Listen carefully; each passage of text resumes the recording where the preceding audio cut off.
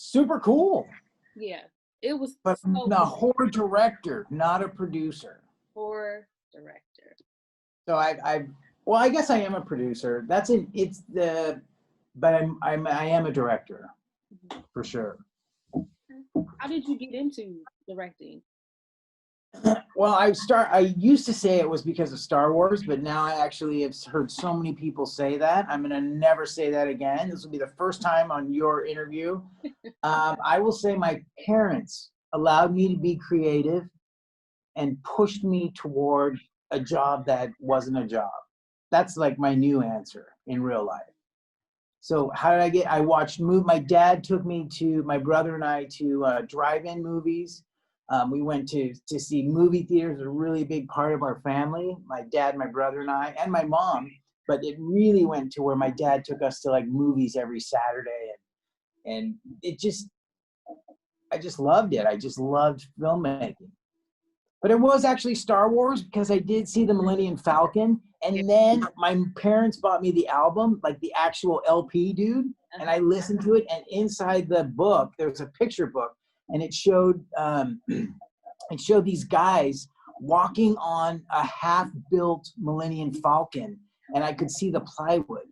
And I was like, that's a job. So that's when I realized, that's when my brain went to movies are made.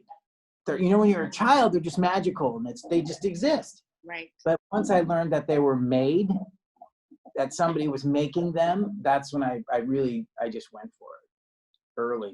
So, okay, and then you got into directing early, but what? No, you want me to give you a little? Yeah, please help me understand. Basically, I went all the way through college and I got to pretty much really heavy into grad school in political science. And I realized that what I was studying was just there was no change.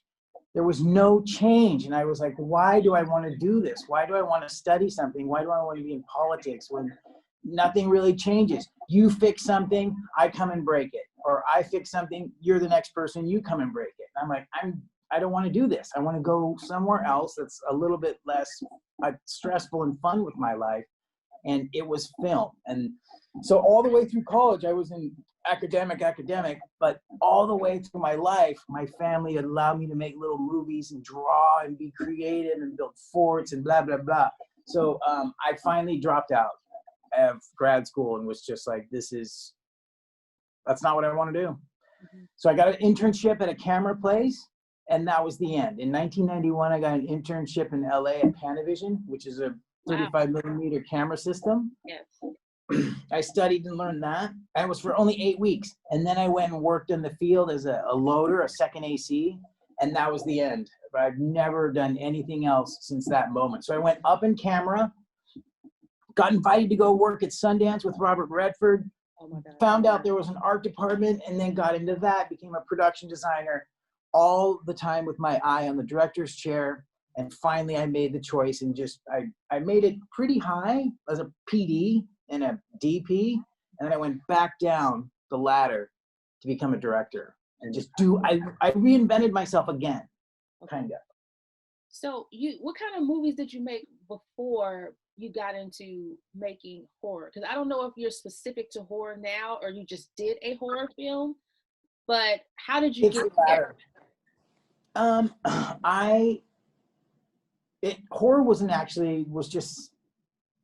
Horror always seemed to be the easiest genre to make because which it actually turned out to be the hardest because it's way harder to make. I can make you cry faster than I can scare you. I agree. Drama and horror and comedy are very difficult. I agree. But drama and like a true story or a biopic or a story about your life or something, that's actually where I want to go. But I made a movie for $40,000, and it was my friend and I shot it in a house where this bad guy comes in, sneaks in the house and lives in the house while she's there doing her thing. That movie got seen by some people and they're like, how much did you make this for? And then that's when they said, would you like to do Cabin Fever? And I was like, yeah. So I kind of got moved into horror, but I don't know if you've seen any of my movies, but they're heavy camera and heavy art department, and they're pretty. It looks beautiful. Okay, so like I do have that. I have like, I really take those departments seriously. It looks beautiful. Because that was my next question. It was just like about the remake, because I know sometimes if you say remake and people have like a mental connection, they, you know, a lot of people don't like things being remade, and you can either hit or miss. So how was it like, you know, remaking this movie? For me, it was personally awesome. And I think anything as an artist, it was 2 years of my life and I loved it. It was a magical experience. The internet and fan base was so toxic to basically what you just said. They were so toxic that Cabin Fever literally has a 0 rating on Rotten Tomatoes. So it literally becomes, I think that gentleman right behind your shoulder would agree with me. Oh, yeah, it is more about me as a filmmaker and doing my art than what people think about it. So thank you for saying that. Yeah, it really is. I cannot. There was a couple times that were really enlightening for me. Was one I called out a dude who gave a really bad critique on my film. I'm like, I DM'd him and I'm like, dude, did you really hate the movie that much? And his response to me was, no, I liked your film, but I get more likes if I'm negative. And I was like, wow. That's a whole nother subject right there. Totally. So it really, asking that question is like, even you or as an artist, you spend so much time painting a picture. That's what you love doing. You're in that space. I don't know where your brain is, but you're painting, you're making your art, you're doing your thing. It's music, it's film. That is the experience. It's not what people think of your work. Does that make sense a little bit? It does. And it's hard to separate because I went to journalism school, and a lot of the times they said, kill your baby. That was the saying. That's a great one. I love that one. Kill your baby.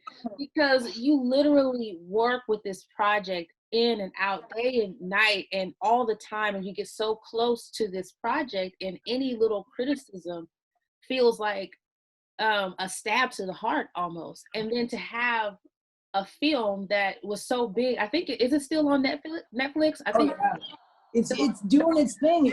Eli Roth said, dude, in 10 years it's going to be a classic. He goes, right now, go ahead. No, you're finished. No, well, I'm saying it's just that, you know, you're on Netflix and I think AMC Plus or something like that, and people just kill your dreams in public. What does that feel like? It doesn't anymore. Okay. It doesn't anymore. I think that separating, I can go really simple on this question and literally say, when I was younger, I asked to be a film director. I didn't ask to be famous or rich. And I got what I wanted. And I literally, this summer, this is so important. And it literally, once you achieve this mentality, then everything you do forward on is just excellent. Is like literally, I am doing what I dreamt about doing as a child. Yes. So I don't care who you are critiquing my work. It's not part of my scene, dude. It's like, I see what you're saying as a journalist. If people are like, I love criticism, and I love, the process for me is I work with a ton of people to make a film. Yeah. And there's a lot of opinions coming in, and we make changes left and right. And I may be the director, but there's a lot of people. Come on. A lot of people know that. As a director, it says director. You are the creative force behind the film, but you have to listen to a lot of different people, and sometimes it can get really annoying. Everybody, like your shirt right there, that's the wardrobe girl or boy came up and said, hey, do you like this shirt? I think you get a lot of, and like technically Spielberg said, he really just said, surround yourself with people smarter than you. And if you can be that person and be humble inside, I think then you get to shine as an artist. So I'm kind of rambling a little bit, but the main thing is being a creative doesn't necessarily, I'm not like a YouTube creator or an Instagram creator where I have to have likes. I'm more of an artist where it's those that need to know and know the world I'm in. It's like I have people that look at my work and go, holy shit, you can make a movie, you know how to do it, here's how to do it. I can follow rules and budgets and all those things and be technical and have a spin and a taste and a look. So it really is like, I wanted to do this so bad that nobody was going to stop me. And you could, dude, I read so much. I super like being, early on when I dropped out of basically the left and the right and the center of politics, you just separate yourself a little bit and you come over here and you look at everything. And I think if you can do that, if you can not look down on stuff, but separate yourself and have a calm mind. I think the best thing my mom ever told me was take 15 minutes. And so before a decision, don't get mad, walk away, take 15, you know, if an important life decision, take 15 minutes, think about it, because that's why I don't Twitter. It's too spontaneous. It's too quick. Who cares? I don't really give a shit what you just thought 2 seconds ago and you're all angry. And you know what's scary is people are writing stuff that's really hurting people's feelings. Like people are taking their lives. Like you asked me a serious question. And actually for any of your people that are out there doing art, feeling negative or feeling scared to not express themselves, I would say that's the first thing you got to shatter, because that is such a huge, other people suck. Yeah. On the internet. So even my story, actually we have a lot in common, because I started loving movies and watching movies at a very young age. And I knew that I was going in this direction, but I didn't know that I wanted to be a director and producer and screenwriter. I just kind of got to that point. But there was a point in time where someone said something so negative to me, and I respected this person so much that I believed what they said about me. And that made me not do my passion for at least 10 years. That makes me so sad. Yeah. I mean, I was afraid for 10 years. I want to say it was even more than 10 years, but for 10 years, I literally did not do my passion because I believed what that person said about me and my work. So fast forward to now, I started my own production company, and I'm, you know, about to start producing a lot of work in the new year. That voice sticks with you. Like, am I a good director? Did I make the best decision? Should I have done it? I'm gonna really say that, dude. Like literally, we all go back and say these are the cool things that people told us. When I first started as an AC, I got yelled at, and one of my very first bosses goes, "You gotta be like a duck, like water off your back."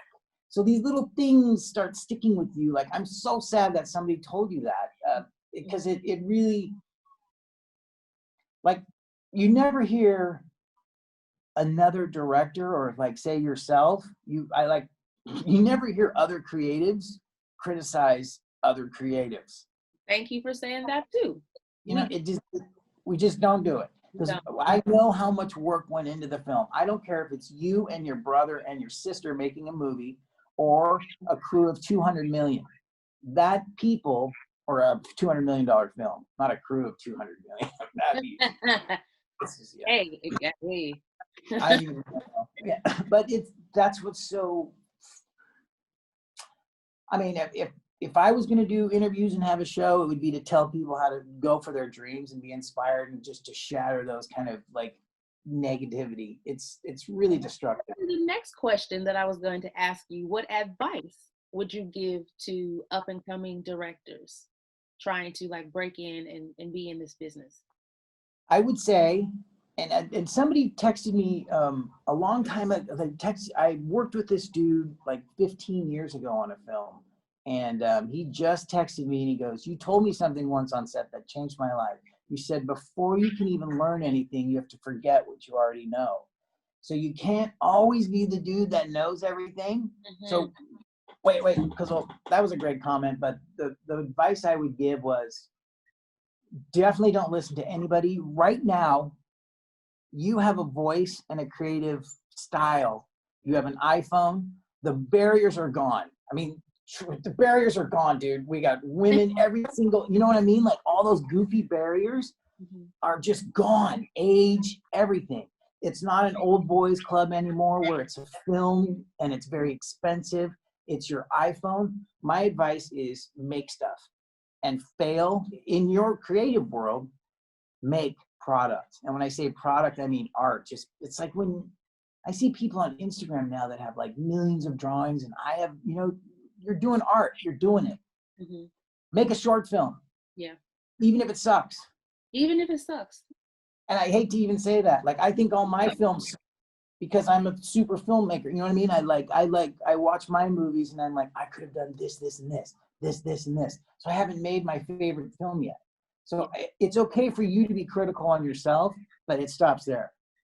Yes. And make the movie. Do not, like, I have I keep telling my my friend this. I'm like, dude, it's my friend's son who wants to be a filmmaker, and I constantly tell him, Jaden, you got the phone, man. Go out and shoot stuff. Just shoot anything. Shoot your dog playing with a ball and edit it together. You don't never know. You can't look at the end. You can't look at Steven Spielberg now. You have to look at him when he started. Yes. You can't compare yourself to somebody at their prime. Where is it? I can't. Like that gentleman. Like, what was Spike's first movie? Mr. Lee's first movie was, like, I want to say, for me, it was Do the Right Thing. But he had a movie before that wasn't mainstream. Like, what was his student film? I want to say it was the movie about the girl who was like promiscuous. I thought that was later. You know, I got to go back and do some more research because I could have sworn, well, maybe he did something right before that.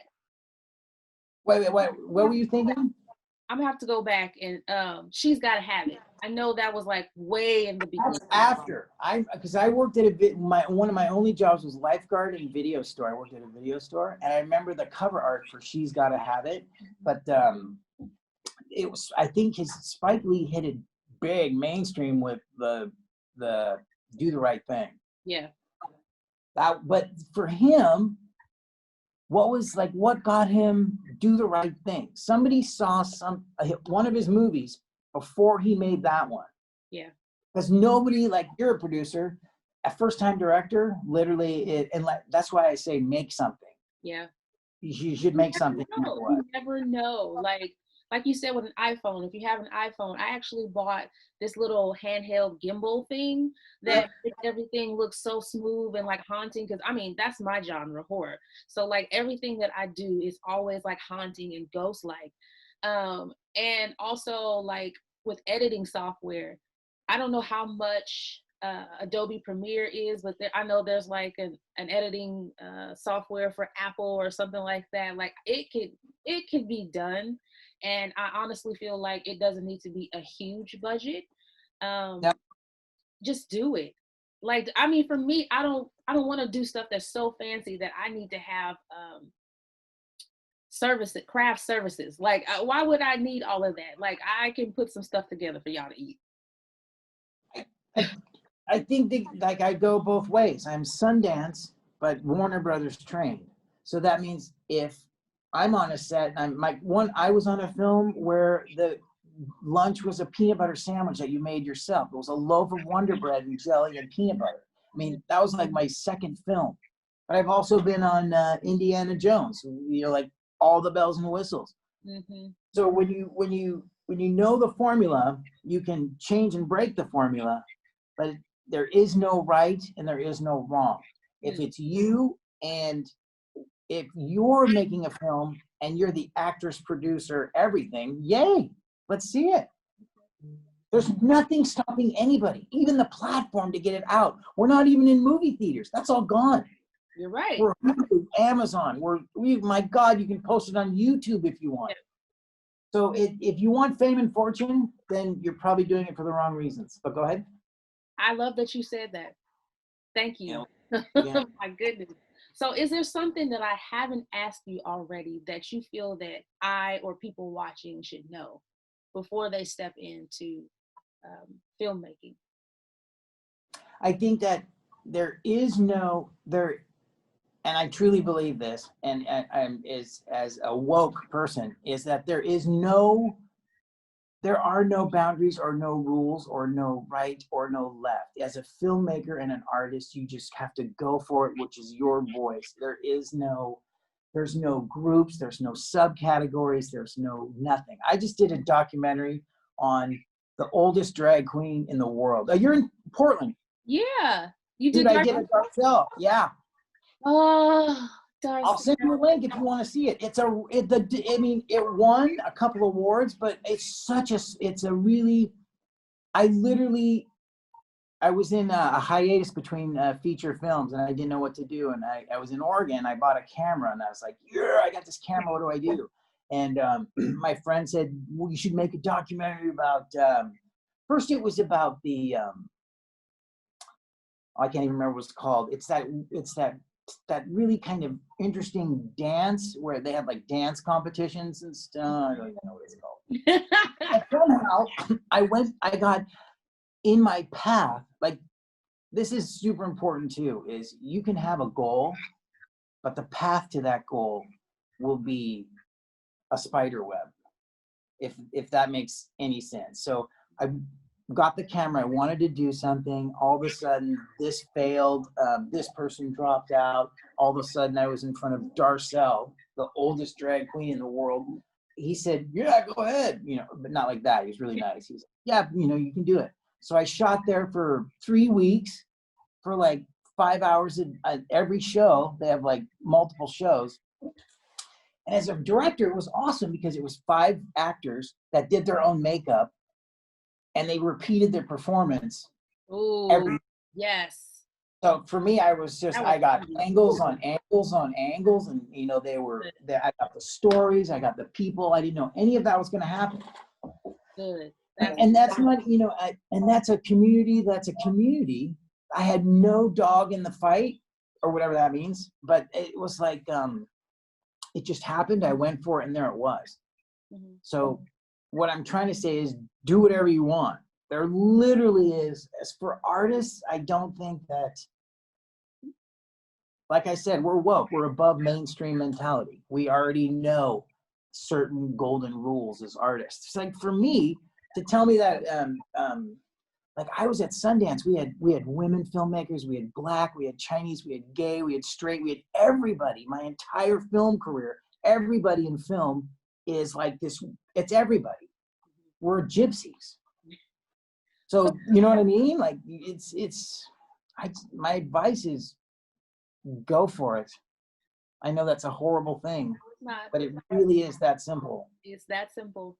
It's that simple. What are you working on now? Right now, I'm a production designer for a film called Wash Me in the River. It's with De Niro and John Malkovich in Puerto Rico. And I just constantly work. So I have no attitude. If you want me to PD, I'll do it. I'll come and DP for you. I have a film right now I'm supposed to direct called Savage Valley, but COVID kind of freaked everything out a little bit, but it still didn't stop me. I got quarantined in Georgia, Columbus, Georgia, for 4 months. And what did I do? I made a movie. I hooked up with some punkers, this punk band somehow. I stopped at a store that I saw in my rearview mirror, and it turned out that the guy was running a horror oddity shop, and he was in a punk band. We started talking, and all of a sudden, he was a fan of Cabin Fever, and he was a fan of horror films, and he couldn't believe I just walked into a store, and we started talking. This was in Columbus, Georgia, and I'm like, dude, I'm here for 2 months now. We should make a movie. I had an iPhone, and we did. We met every day. He got his whole crew in. We wore masks. It was like 5 of us. We shot for 3 hours a day. I'd go back to my world and edit. I mean, I totally am down with COVID safety. We're one of the only industries that can function. We have really strict rules. I'm actually in my hotel room quarantined. Good. But, go ahead. Nope. I wanted to say, ask you, how can we find your films? So for someone who doesn't know who you are and they want to look at your films, is there like a website? Can we follow you on social media? I have a little Instagram account, but that's for social media. I'm kind of out. To me, it's like, I find Twitter completely offensive. I know there's good parts. Let me retract that. For me personally, it doesn't work.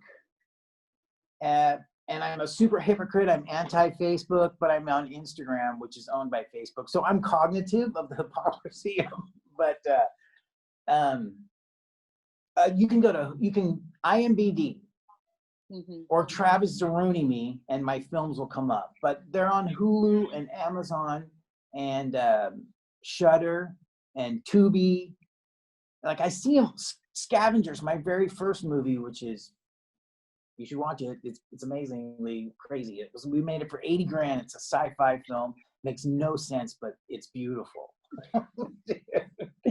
Oh my God. I will be sure to check it out. As a matter of fact, I mentioned this before in a different interview. I actually started a Horror Lovers PDX. It's a private Facebook group for people who just love the genre. And I, along with a member of this Facebook group, we're thinking of a movie to watch and do like a watch party. So maybe grab one of your films and that'll be our first watch party film, and we can do a hashtag. Even though you don't like Twitter, we can do a hashtag and just watch a movie one night, probably the next week or so. I'd love to. What did you say? I don't like what? Wait, what did you say? I should read back and say Facebook, Twitter, and all those things are all really popular and good if you're good. Oh. Like, it's just hard. I don't do it because it's next to impossible to filter out the bad. Yeah. But I'm totally down with anything, 100%. I don't boycott. I just don't participate. And I do have an Instagram account. It's TravisZariwny. It's at TravisZariwny. Okay. So that's what we're going to do. We're either going to watch Cabin Fever or you said Scavengers. Oh God, let's watch Cabin Fever. Okay. We'll watch Cabin Fever and we'll do a watch party and we'll have a hashtag and we'll make a night of it. It's going to be fun. I would love it. I'd totally participate. I think, what's it called? It's a viral film. So it's got a virus in it, which is kind of appropriate, but hey, and it's bloody. It is, yeah. You should check out my Instagram for real, because hopefully my Instagram is inspirational in the fact that I got into making little 1-minute videos, and it just shows like I practice my editing just on my phone for pacing and music and images. And when you said you got the gimbal for your camera too, I really practice with my camera and experiment all the time. I'm experimenting. So if you do, like, if you, it's like building up, like when you're an architect, you first build the house out of like cardboard, and then you build it into concrete. So Instagram's like, I just puke my ideas out, but I love it. I'm gonna have to follow you. I don't think I even follow you on Instagram yet, but we're gonna have a good time. Dude, if you're from Portland, if you want to make a movie, let me know. We can make a movie in 10 days. I am so down. I have so many things written out that I cannot wait to get to in 2020. Right now, I'm just kind of setting everything up. So right at 2021, knocking them down. I'm excited for it. I'd love to read something for real. I mean, this is our first meeting, but whatever. I'm cool. I always think, skip all that. Just go right to Super Friends. You have to skip all of that. We're in COVID time now. We're friends. We're friends. Just boom, right there, I'm gonna send you some weird stuff. We're gonna be friends. Good, man. I'll take it. Weird. I love it. But I also think that making like like everything we talked about, we should apply in our lives. Like sometimes I give advice that I don't even follow, and then I reflect on that, and that's when I go and really like, I'll start shooting something again. So I never get creatively bored, and I force myself to work and follow my own damn advice, because it's silly that, you know, if you should work with cool people and you should just make stuff. Try. So what I've learned today, at the end of the day, make stuff. Period. Pretty much. Yeah. Because then you can look at it and be like, oh my gosh, I can do this next, or this is different. And now I have this quiver in my, you know, this arrow in my quiver of skills. But yeah, man, I think nowadays, it doesn't matter how many people are doing this. It doesn't matter. If you're happy doing it, do it. That's like one thing that I never was scared of is, like I'm alive when phone books were still around. And you could look at how many lawyers there were, and somebody would say, don't be a lawyer, there's too many lawyers. Well, there's still the top 10. I'm not saying I'm in the top 10, but I love doing what I'm doing. I'm DGA. I got in the Directors Guild. Nice. Like, you know, I think I'm in like 5 unions, the WGA, Wow. 800. I could do, I mean, all these film unions, but it doesn't mean anything. It doesn't mean anything. The fun part is making movies. I mean, the fun part is making movies, but you did get in, though. Yeah. But I mean, literally, I'm just being totally serious, and I could probably just get destroyed by this. But again, pseudo accolades don't necessarily denote talent in any given field. So that's a huge thing for me, is like, it's my personal satisfaction. I've achieved these things, but they're like pieces of paper on your wall that don't do shit. They still won't tell you that, you know, if you really want the shot, you got to put the camera in a fish tank and crawl into the river. That none of those things do that for you. Does that make sense? I mean, it's up to you and your creativity to do things and find things. Nothing helps but my drive. Like, I've had agents and managers, nothing. Everything's always been like this drive to just, I'm Sagittarius too. I'm a Capricorn. I don't know what that means. What is that? Isn't that love? Isn't that the two twins? No, that's Gemini. No, I'm definitely a goat in everything that means. I'm very determined, and once I put my mind on something, it's going to happen. I very much so a leader, even though I don't try to be all the time. I just find myself in these positions. People will just kind of push me to the front. I mean, kicking and screaming. And I'm a list person. No matter what, like every day I wake up and I write a list of things and just kind of check them off, because that's my personality. I'm very type A. So I'm like, I might be a good producer. I don't know. Yeah. But what you just said there is perfect. You don't know. I don't know.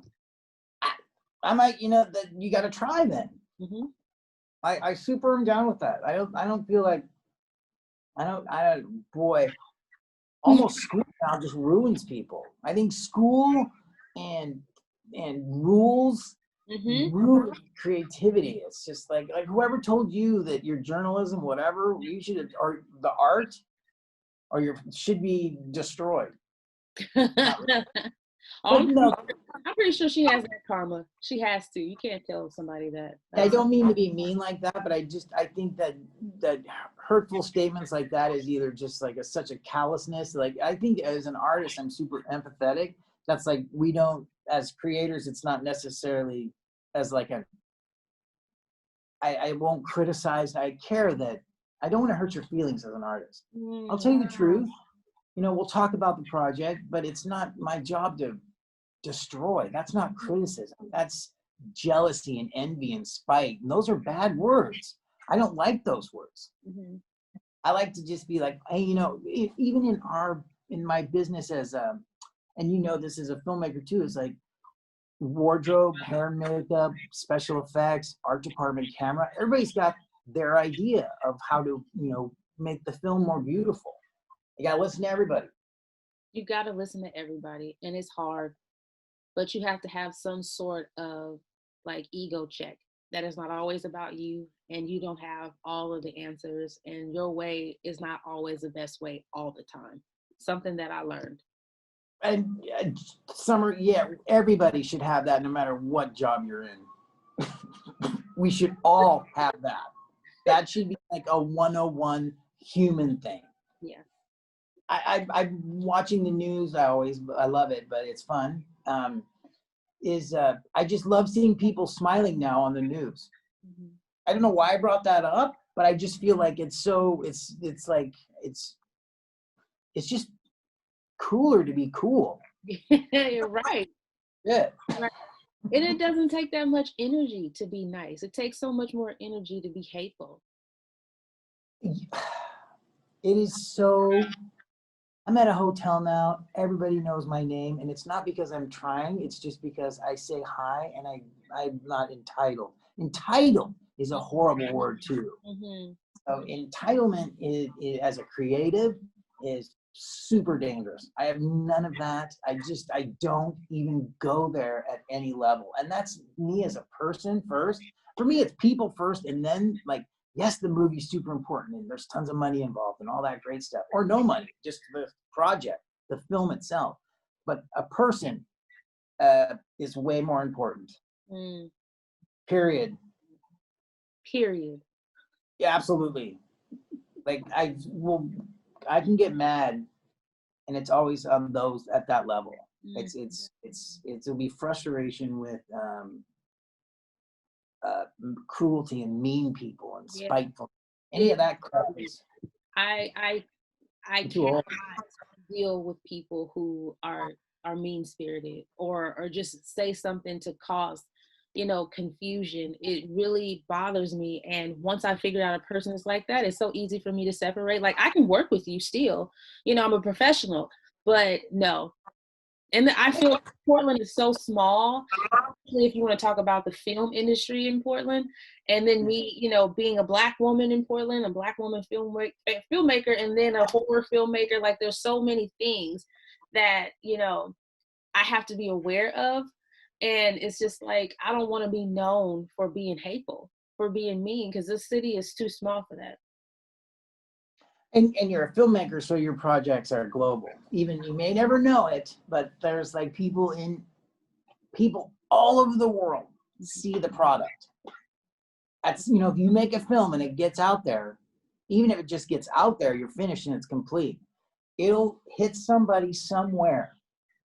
And it'll change a life somewhere. I promise, dude. It literally is one person will text me once in a while or DM me and be like, wow, man, you inspired me to make movies. And that's it. That's all you need, really. One or two people and get hit by it. Mm. Your work as a creative, it's okay. Actually, the smartest man or woman in the room is the quietest one. There you go. That's another one. No, seriously, that's another one. The ones that, are the loudest and the ones that talk a lot, they don't even know anything. I feel like we talk about that subject too, about how people act on film sets. Yeah, and you know what? It's now it's been boiled down to, I'm not interviewed. I'm sorry. When I go for a job, it's me interviewing them. Do I want to work for you? Yeah. Is what it is. And I'm not even kidding. It's and all my crew is people that I know and love, and they're like, I know what my art director is going to be like on day 17 at hour 12. I know exactly what she is going to be like, regardless. So it's resumes and portfolios. None of that means shit, because you can be a total goofball with an awesome resume. You can go to IMDb and see somebody that's worked on 50 shows, but they've been fired on every one. So this is the reality of our business and our world, or I'm sure every world, is it's either word of mouth recommendation is the most powerful for me. I don't know how we got down this road for avoiding toxic people. Or I don't need it. I'm too old to have that in my world. And even if you're 15 or 16 or 5, you're too young to have that in your world. It's just not good. Mm-hmm. I also play Black Ops, so I don't know if you've ever been in that world. But as a creative, I love everything as a neutral because it's so toxic in there. It's just like it's the most toxic video game chat ever. But then you can go to Minecraft and it's super simple and peaceful. Well, I play Uno. The card game or a video game? Uno on my app. Okay, that's a solo game. You're super safe. They talk a little crap on there, but not like over there in the video games. Oh no, this is just video games are brutal. Yeah, it's fun I like to be exposed to as much as possible because life is really grand and groovy if you're neutral. I think you just stay neutral and people are beautiful. Stay neutral.